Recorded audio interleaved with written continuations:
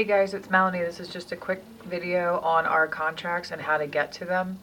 You're going to go to zipformsplus.com. That's zipformplus.com.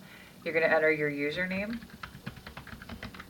your password, and sign in.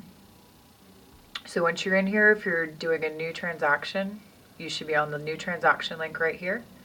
Click the new button.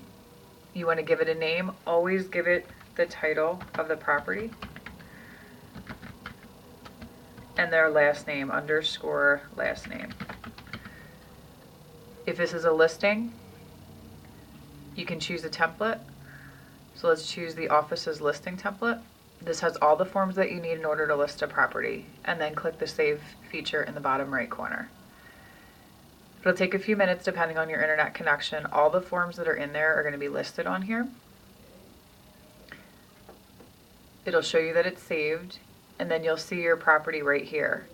As you start to build more, you'll see more and more of those. So now we're in the document feature. If you want to add a new form, you can go over here and do that. Let's just get that out of the way right now so we can work on the actual form. We're going to go to the listing contract first, and like I said, these are all the forms that are in here that are going to be needed for a listing. You're going to go through each one and enter your information and the client's information. So your agent name, your direct phone number, that can be your cell phone or just your direct to the office with an extension. Everybody has one. And then your cell phone, if you want the other side to use your cell phone. I don't advertise my cell, but I do put it on all of my forms. And I definitely put my email address so people know how to get a hold of me. I should probably type it right.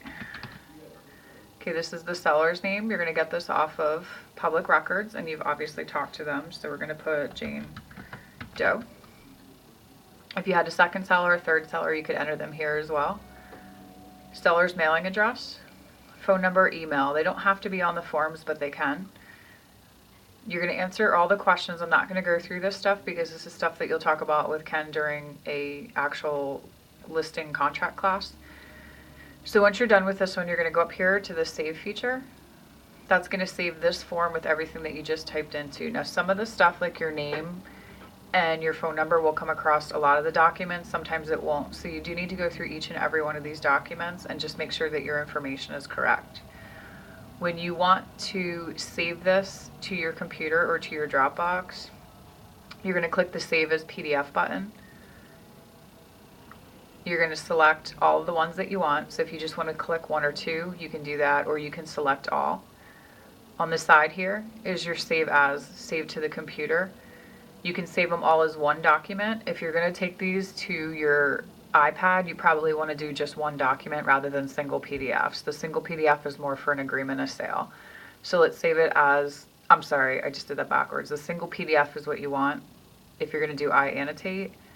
If you're going to do an agreement of sale, it's probably a separate PDF. So for a listing, let's go with single. Let's save it to our computer. It does take a minute, so I'm doing a live demo. You got to bear with me a little bit. All right.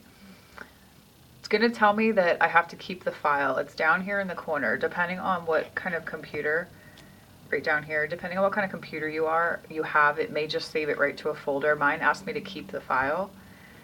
I'm on a Mac, so what I do is I hit save and show in the Finder. This will pull up where the document is. So I copy this document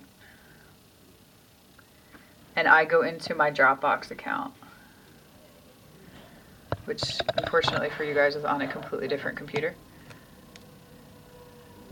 So I go into my Dropbox account, open up my folder, open up the folder that I want it to go into, and I'm going to just right click and I'm going to paste the whole contract in there so you can see it's right here. So I can get this to iAnnotate from there, but that's going to be a completely separate video, or I can print that and I can actually get it to a client for signature if I wanted to do that. That's it for this video. We'll go back in here and we'll do another one on how to get it to DocuSign.